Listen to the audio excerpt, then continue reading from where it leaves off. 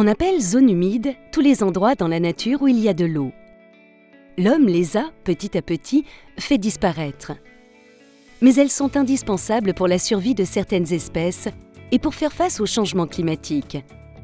Le parc naturel régional des Ardennes a pour ambition de les protéger et les valoriser.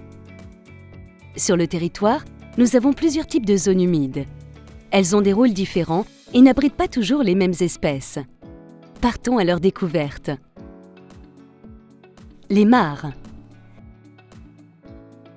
Les zones humides les plus petites sont les mares. Ce sont des trous d'eau, naturels ou créés par l'homme. Elles stockent de l'eau. Certains animaux viennent y boire. Le héron, la cigogne y chasse. Les grenouilles, les libellules et les insectes y vivent et s'y reproduisent. Les marais. Le marais entoure souvent des étangs.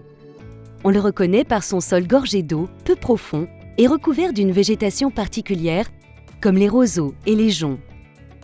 Les reptiles et les insectes s'y plaisent, comme le papillon, la libellule ou le lézard. Le canard s'y réfugie. Les prairies humides. La prairie humide est un espace recouvert d'herbes et de fleurs. Elle est à côté d'un cours d'eau. En hiver, la prairie humide est souvent inondée car le ruisseau ou la rivière déborde. En été, les vaches l'entretiennent en broutant l'herbe. Les forêts humides. La forêt humide est une zone de forêt proche d'un ruisseau ou d'une source. Les mousses, les fougères, les saules et l'aulne glutineux y sont nombreux car ils aiment avoir les pieds dans l'eau. Les tourbières. La tourbière est un milieu très particulier.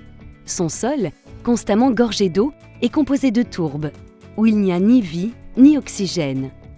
Seules quelques plantes y poussent comme les sphègnes, la drosera, la linaigrette.